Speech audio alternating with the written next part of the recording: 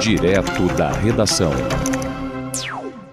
Eu agora vou a Brasília, onde estou aqui com o economista Wilson Souza, virtualmente comigo aqui do Estúdio Viu Digital, para comentar todo esse Brasil em trânsito, a economia em trânsito no Brasil, isso que esse tarifaço. O governo se mexe para lá, o governo se mexe para cá, o Congresso também tenta se mexer, mas o mercado ainda é apreensivo, né, o Wilson? Bom dia. Tem que habilitar o som do Wilson. Wilson, tem que habilitar o seu som, Oi. Wilson. Agora, sim.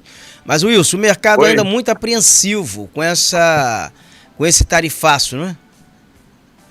Roberto, muito bom dia a todos os ouvintes. Há uma notícia boa, Roberto, que a tarifa não chegou no café do cocô do Jacu, Roberto. O Trump não taxou esse café, Roberto. Esse é o Então, único café que estimula ele sexualmente. O Trump, seu café do cocô do Jacu, fica broxa. Ele fica broxado, Roberto. Fica broxado. Ele precisa do café do cocô do Jacu. Mas, Roberto, brincadeiras à parte, a gente sempre tem que descontrair um pouco, porque a situação está muito tensa, né? Apesar de todo essa tentativa, né, do governo com o projeto Reintegra, assim como você explicou aí o drawback, né, todo esse processo, Roberto, ele vai passar ainda, né, por várias situações, inclusive o presidente Hugo Mota da Câmara dos Deputados já falou que vai priorizar nessas medidas provisórias com relação a isso, mas a grande preocupação, Roberto, de todos os economistas é quanto tempo isso vai durar. Quanto tempo vai ser esse suporte? Vai ser 2 meses? Vai ser 3 meses? E se esse recurso, as pessoas pegarem, algumas empresas, principalmente as menores, né, Roberto? Pega um recurso, né, do projeto Reintegra, tem 30 bilhões aí que vão ser disponibilizados. A preocupação, da onde vai pegar esse dinheiro? Se quem pegar esse dinheiro vai conseguir, né, se realocar, vai conseguir sobreviver ou vai arrumar mais uma dívida? Então, Roberto, é uma preocupação muito grande, porque a gente está falando de 30 bilhões. Esses 30 bilhões eles têm que ser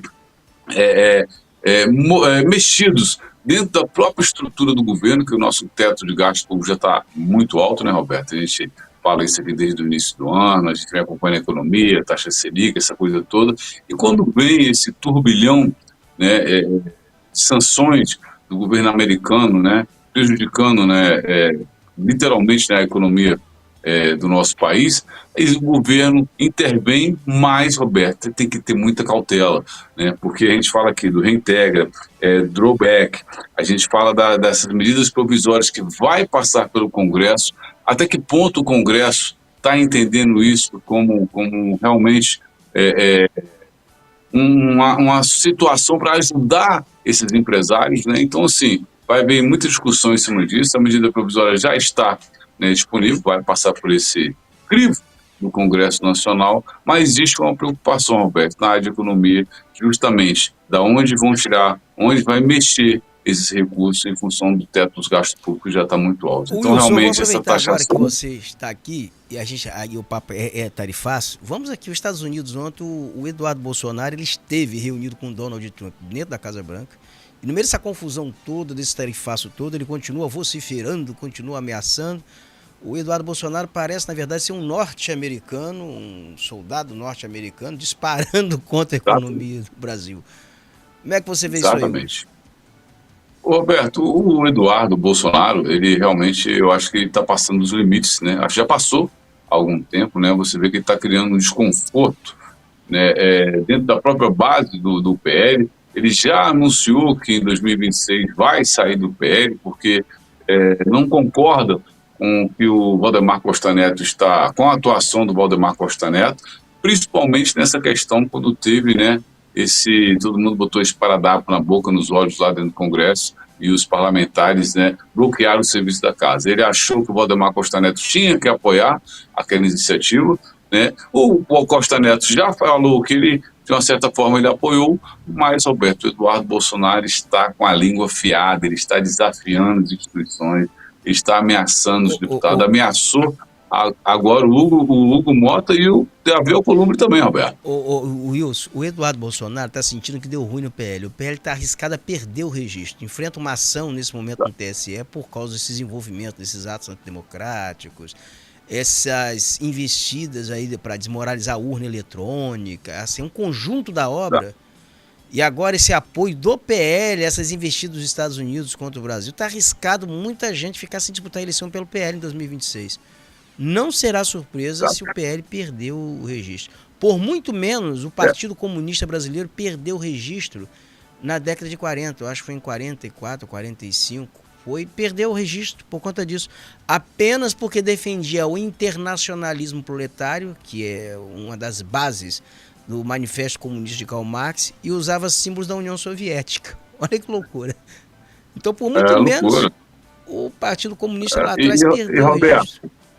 E você pode observar que já está começando, devagar ainda, mas já está começando uma debandada, né? Porque os próprios apoiadores desse ato, né? Essas pessoas que falam de anistia, os bolsonaristas, muitos deles, parlamentares, já estão começando a achar que as falas do Eduardo realmente é um ataque fervoroso contra ele, ameaça queimar a floresta amazônica, ele ameaça colocar, né, até no Lago Paranoá ele falou que ia colocar uma instituição do exército americano. Que eu aconselho que todo mundo leia, quem gosta, né, que lê, que é Notícias do Planalto, do Mário Sérgio Contes. Estou fazendo aqui uma propaganda aqui pro livro do Mário Sérgio, que eu já li, gostei muito. O Mário Sérgio acompanhou muito, era repórter, era jornalista, acompanhou muito aquele desfecho da cassação, do impeachment do Fernando Collor de Mello. E tem uma entrevista ali, aliás, não é no Mário Sérgio Conte, não, perdão, só fazendo aqui uma ressalva. Não foi Notícias do Planalto, não, que é um livro muito bom também, mas é um livro que são 100 anos de república no Brasil. E esse livro tem várias entrevistas com vários parlamentares. Você vai ouvir entrevista lá com o Zé Disseu, com o Roberto Jefferson. São 2 volumes. Mas a do Roberto Jefferson é muito interessante, porque o Roberto Jefferson, ele era da tropa de choque do Fernando Collor de Mello, né?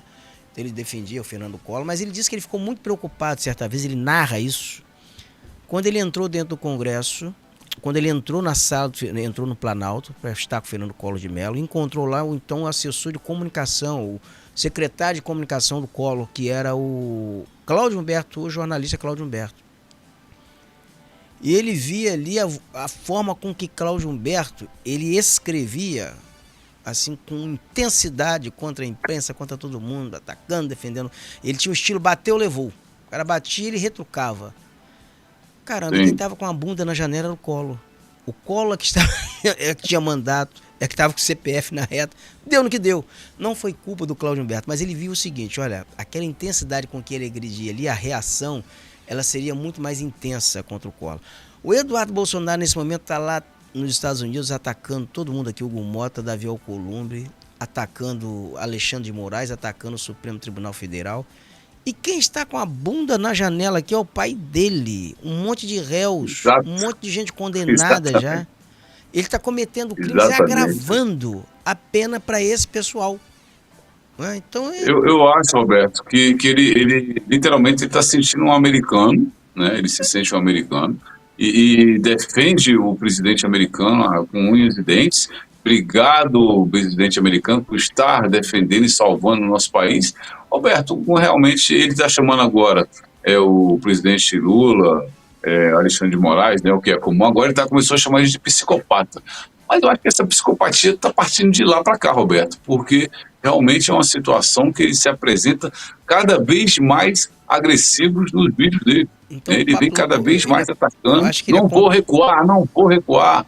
Ele é concursado na Polícia Federal de São Paulo. Eu não sei se é como escrivão ou como papiloscopista. Eu acho que é essa a profissão, né? Papiloscopista. Então agora ele já dá diagnóstico também de psicopatia, né? Porque ele é um profissional que ele dá o diagnóstico. Ele dá atestado também de psicopatia para alguém.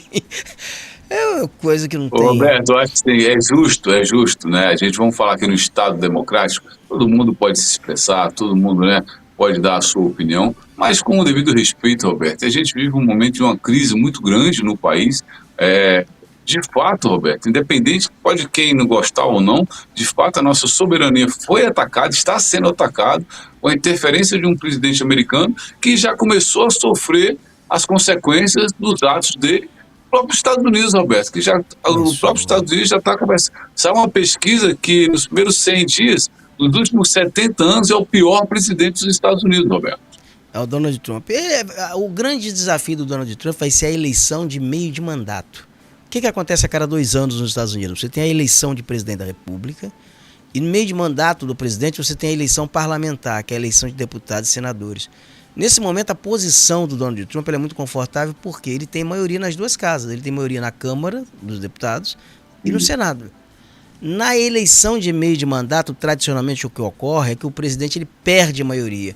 Aí a conjuntura e a correlação de forças no legislativo, ela muda acentuadamente. E o humor do eleitorado, ele se manifesta na eleição de meio de mandato, né?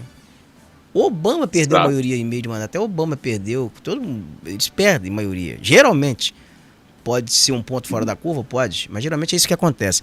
Eu quero agora chamar sua atenção aqui, Wilson, para 2 fatos que ocorreram agora em Brasília. Primeiro deles, a eleição do Edson Fachin como presidente do Supremo Tribunal Federal, do ministro. E ele vai presidir a casa até 2027. O que muda?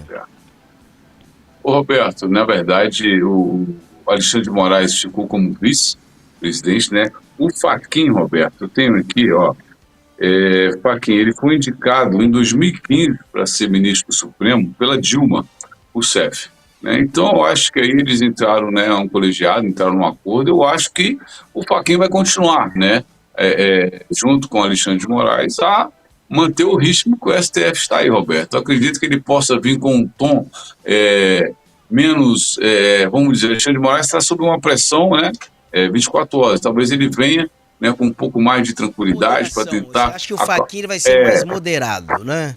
O Alexandre de Moraes ele tem uma característica. Ele é incisivo nas colocações dele. Ele é muito incisivo. Ele é firme. Ele é firme, tá?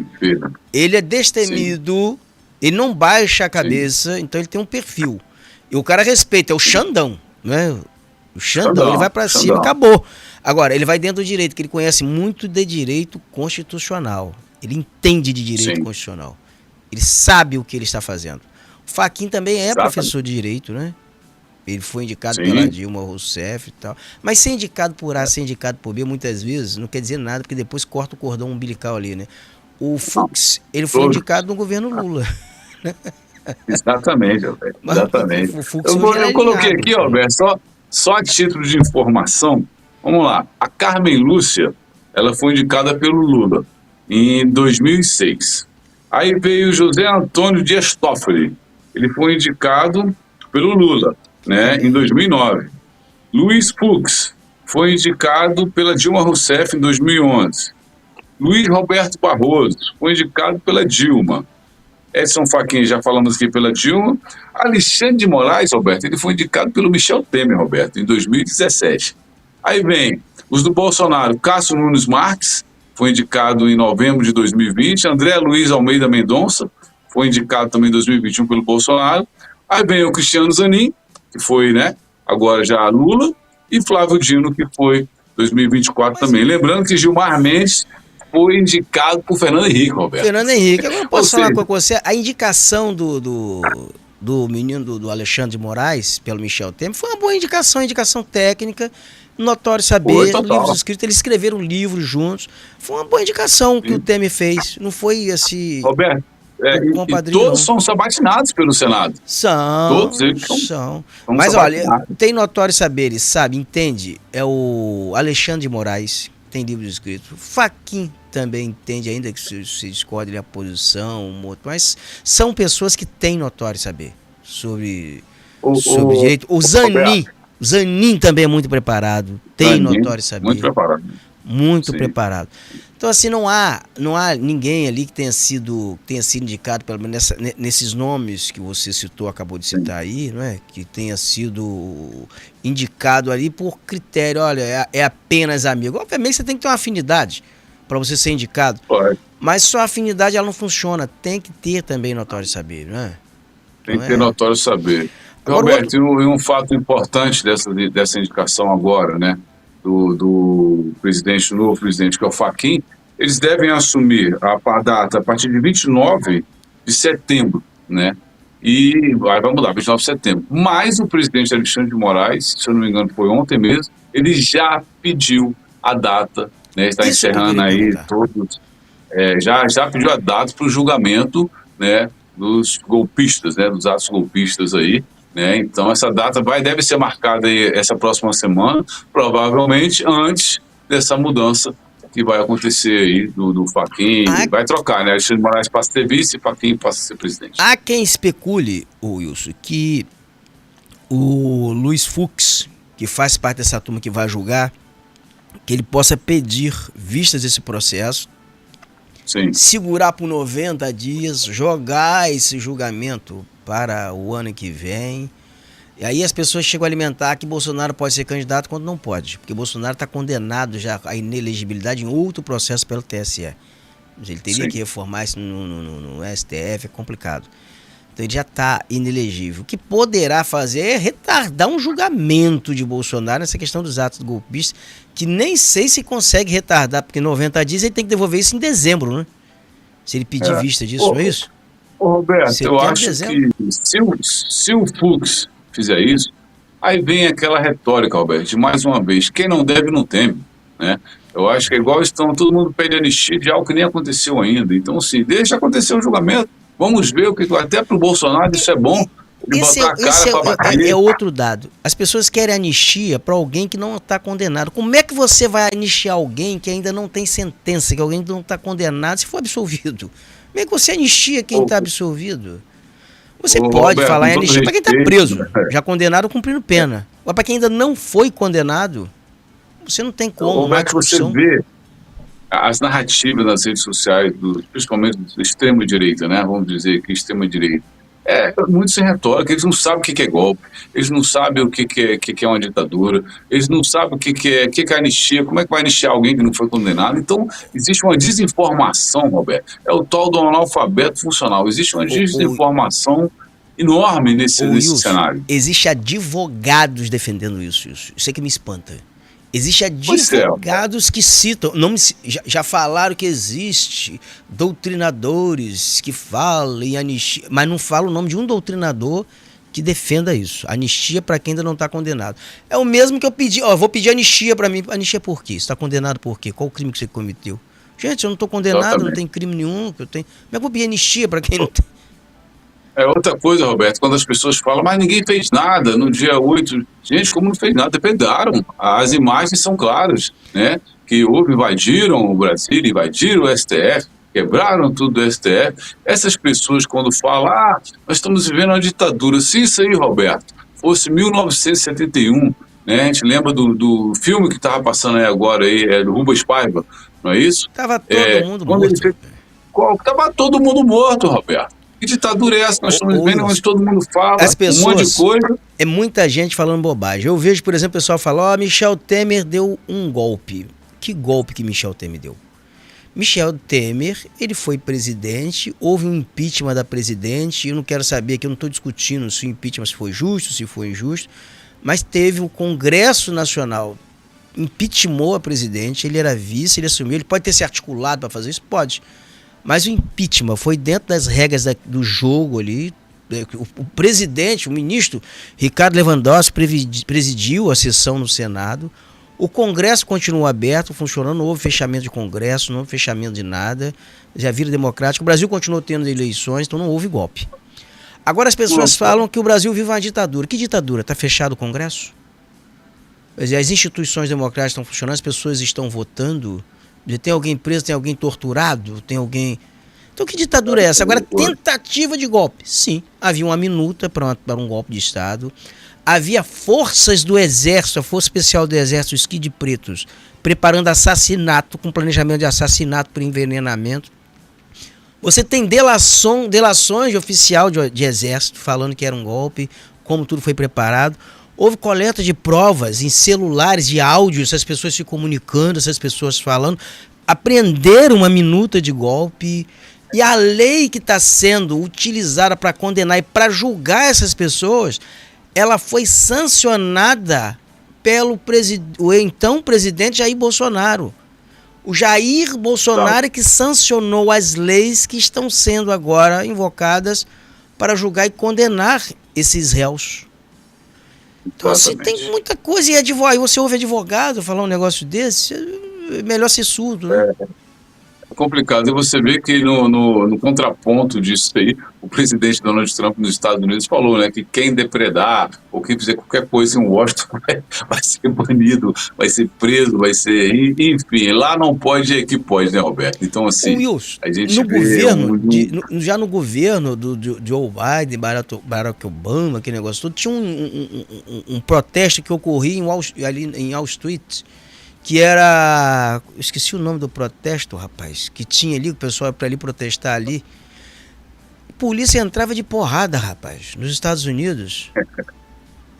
Fecha Wall Street, alguma coisa assim. Aqui, Roberto, nós vivemos esse drama, essa falta de informação, como você falou, advogados tendo essa narrativa, né?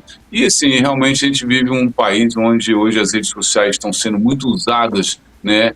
Vergonhosamente, a gente vê parlamentares, Roberto, parlamentares defendendo o presidente americano, desqualificando a soberania, né? As nossas instituições. Nós vemos parlamentares, nós vemos alguns jornalistas também, né? E o povão, Roberto, o povão é aquela história. Muitas pessoas estão indo ali na onda, muitas pessoas estão, principalmente a gente vê no estado do Rio de Janeiro, mas já começaram a se ligar, né? Parlamentares já estão começando a debandada de um lado e vai acabar, sabe como, Roberto? Eu acredito que vai acabar esse rapaz que está lá nos Estados Unidos, né? Tendo a sua prisão decretada, vai acabar. Vamos esperar o julgamento. Ninguém está aqui falando que houve golpe ou não. Vamos esperar o julgamento, né? A gente acredita, como você falou, tem vários depoimentos, várias delações. Eu acho difícil, né, contornar essa situação, mas vamos esperar o julgamento, Roberto, e ver. Aqui a gente não está, nós não somos guru, né, Roberto, para saber o que vai acontecer, não mas vamos esperar o que vai vir pela frente, meu amigo. Olha, o nome do protesto nos Estados Unidos, aqui eu tô com o internauta que me lembrando, é Fecha Wall Street. Ele tá falando aqui, Fecha Wall Street. O negócio desse é um protesto que ocorria lá. Tem aqui, não sei se é esse, ele tá falando aqui, mas deixa eu mandar um abraço aqui pro economista Ranulfo Vidigal. Ranulfo, um abraço para você, ex-prefeito de São João da Barra. E ele me envia aqui a relação aqui dos municípios, aqui a distribuição de royalties. Todos os municípios, a armação de Búzios caiu 30% o repasse de royalties aqui entre agosto, aqui nesse mês de agosto de 2025, está recebendo agora aqui. Já a cidade de Arraial do Cabo aumentou 36%, Cabo Frio com queda de 35%, Campos dos Goitacazes com queda de 51,7%, Carapebus com queda de 18,8%, Casimiro de Abreu com queda de 37,3%, Ilha Bela com queda de 33,3%, Macaé com aumento de 26%. Macaé tá bem, hein? Tá na fita. Macaé é diferenciado, Roberto. Diferenciado. Agora vamos aqui para Quissamã, aumento de 100% no repasse. Uau. Rio das Ostras com queda de 26,4%, Rio de Janeiro com queda de 13%, Saquarema com queda de 100%, São Sebastião com queda de 33,3%. No sul do Espírito Santo, Marataízes com queda de 14,2%. Piúma com queda de 14,2%. E Presidente Kennedy com queda de 17%. Caiu. Já tem um rombo lá de 545 milhões em Presidente Kennedy. Ainda cai receita de royalties. Tá chamando o urubu do meu louro. Agora, cidadezinha pessoal, complicada, né, Roberto? Complicada. Ali tem que bater chegar um Uber preto ali, naquelas cores amarelas ali, levar meio mundo. Fazer um comboio, né, Roberto? Fazer um comboio ali. Olha, no estado do Rio de Janeiro, o pessoal pergunta aqui Maricá. Maricá, queda de 8,9%. Niterói, queda de 13%. E Paraty com queda de 23,6%. Então aqui no estado do Rio, aliás, em todo o conjunto da obra aqui de municípios que recebem royalties de petróleo e participação especial, só quem teve aumento aqui foi 36,8%. Arraial do Cabo, que é a região dos lagos, bem na fita, hein? Macaé, 26% e Quissamã, 100%. Foram as 3 cidades que tiveram aumento aqui no repasse de royalties. Roberto, essa informação, você vê que no início desse ano a gente debateu sobre um tema aqui, que isso aí vai mostrar agora, Roberto, que todo mundo, caiu meu royalties, agora o município vai parar. Na verdade, Roberto, a gestão desses municípios é que tem que mostrar o seu valor agora, né? Trabalhar com dinheiro é muito fácil, mas o que de fato, durante esse tempo todo que vem recebendo, vieram fazendo com o royalties? Né? Então você vê, por que Macaé hoje já está conseguindo sobreviver até a mais independente do royalties, né? Por que algumas cidades conseguem um desenvolvimento avançado? É questão de gestão, Roberto, né? Então É a gestão. gente vai pegar Macaé vai fez ser um, vai, uma. Fez ó, uma. vai ser uma choradeira aí com essa Vai. queda. Porque agora eu não tenho mais dinheiro, vai se justificar para a população, mas, Roberto, de fato, aí vai uma questão de gestão, né? Como que estão aplicando esses royalties. E essa, Roberto, é uma das grandes discussões com aquele projeto que está parado aqui no STF com relação à redistribuição dos royalties de petróleo, É né? ação direta de inconstitucionalidade, é uma liminar, porque foi votada uma lei no Congresso que Isso, mudou o critério de é isso aí. distribuição de royalties. Na ocasião, o Estado do Rio de Janeiro, o advogado é hoje ministro do STF, é o Luiz Roberto Barroso. Ele era procurador no Rio e ele foi o advogado que entrou com essa ação. Com ação direta de inconstitucionalidade, com pedido de liminar para discutir a situação. Isso está na mão da ministra Carmen Lúcia. Ela é relatora. Na Relator ocasião, deu uma segurada. várias pessoas, várias bancadas do Rio de Janeiro já ameaçou julgar. A Associação Nacional dos Municípios pede para julgar e não julga. E na ocasião, vários deputados da região chegaram a marcar audiência no Congresso, está com a ministra Carmen Lúcia para conversar com ela. E na ocasião, o prefeito, que hoje é da cidade de Campos, o Vladimir Garotinho, ele era deputado. E eu entrevistei ele na época, tem até entrevista aqui na playlist. E ele foi muito claro na época quando ele falou o seguinte, que a ministra Carmen Lúcia falou, olha, vocês resolvam-se politicamente lá. Porque aqui, quando bater aqui, nós vamos julgar. Então ela dava a entender que ela ia julgar, que o Supremo ia julgar tecnicamente, como tem que ser, e Sim. que se for julgar tecnicamente, se não houver inconsistência ali, se não houver inconstitucionalidade, vai levar pau. Vai levar ferro, né? Então, Isso aí. é uma situação E no complicada. momento, você vê que isso já era uma situação complicada, aí agora vem toda essa situação dessas sanções, essas taxações que complicou, mas então acho que é o momento da Carmen Lúcia colocar isso lá debaixo do colchão dela lá e segurar, Se ela votar porque isso, realmente ela literalmente quebra cidades do Rio. Ela quebra quebra o Estado do Rio de Janeiro. Ela quebra o Estado do Rio de Janeiro. Ela quebra o Estado do Rio de Janeiro. É Né? a quebradeira geral. E tem uma outra discussão com esse mesmo cenário, né, que é dos municípios de Guapimirim, Magé, São Gonçalo, que o Eduardo Paes, prefeito do município do Rio de Janeiro, e o Quaquá, que é de Maricá, já sentaram os dois para poder ajudar nessa distribuição ali para esses municípios que também repartir.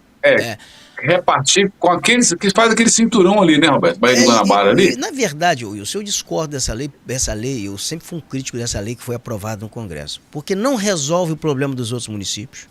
Não vai, porque vai pulverizar e causa um problema enorme para os municípios produtores que sofrem consequências trágicas, muitas vezes com exploração de petróleo, acidente em plataforma que afeta a pesca, que afeta a vida marinha, que afeta essa cidade. Uma cidade como Macaé, ainda que ela tenha o bônus de sediar ali empresas petrolíferas, mas Macaé pagou um custo social muito caro pela instalação dessas empresas ali ao longo dessas décadas, você acompanhou isso.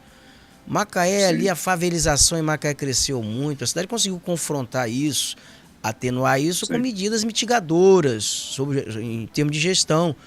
Mas você viu facções criminosas desembarcar em Macaé disputando território, Comando Vermelho, Terceiro Comando. Os danos são grandes, não, Roberto? ADA e outras questões ali, pessoas que chegam em Macaé. E as pessoas que chegam a Macaé ali em busca ainda do Eldorado, aquela que chegaram do Brasil inteiro ali para Macaé. Macaé todo ano, quando vai fazer matrícula na rede municipal, tem um problema enorme. A demanda por creche aumenta. E às vezes o município tem que se virar nos 30 para conseguir contemplar todas as crianças, com creche, com pré-escola. São consequências que os outros municípios não sofrem, né? O município está lá no Nordeste. E, Roberto, a ministra Carmen Lúcia, né? Hoje a Carmen Lúcia é a mais antiga, né, dessa turma que está lá. Ela está mais antiga que está lá. Ela foi sábia quando ela disse: resolvam politicamente. Porque Sim. aqui a canetada é dentro da lei, e dentro da lei vai pedir para redistribuir. Vai. Mas resolvam politicamente. É positivado, o direito aqui é positivado, vale que está escrito, né? Ele é positivo, a não ser quando o Congresso vai lá e fuge um pouco, sai um pouquinho do positivismo, vai para a filosofia, um pouco do direito. Costuma ser raro, né? Não é tão comum. Com certeza, mano. Com certeza. Muito obrigado. Bom dia para você, um bom fim de semana em Brasília. Juízo nas rodas de samba, por favor, aí no Planalto Central. Vai ter o Samba da Zé nesse final de semana, Roberto. Prepara, porque eu tô chegando a Brasília, eu vou brotar em Brasília. Você vai querer ir pra casa de Jorge, você vai querer ir na casa de Jorge lá. Quero na casa de Jorge. Mas, Roberto, eu queria aqui só me despedir, mandando um abraço para algumas pessoas que todo dia nos assistem aqui. E, se você estiver lá, então eu queria mandar um abraço aqui para Dariana Ruiz, a empresária da Barra da Tijuca, uma amiga, parceira nossa aí do Coalizão. A dona Cida, Roberto, trabalha aqui conosco no escritório de Brasília, aqui onde nós temos a sede do Instituto Coalizão Brasília, né, junto com o doutor Gustavo Jacome. Hoje é aniversário dela. Ó, dona Cida, um beijo enorme, muitas bênçãos e muitos anos de vida. Prepara meu café aí, dona Cida, que eu tô aí chegando. Vou levar o café do cocô do Jacu pra senhora preparar para nós. Levar o café do cocô do Jacu. Um abraço pro Zaqueu da Agos, para Marcão de Búzios, nosso secretário de governo, teve há pouco dando entrevista aqui. Rodrigo Viana, nosso secretário de Desenvolvimento Econômico de Macaé, e toda a equipe aqui do escritório de Brasília. Roberto, meu irmão, uma ótima sexta-feira para você. Bom final de semana. Final de semana vai vir com algumas informações. Semana que vem promete. Tamo junto e misturado, meu irmão.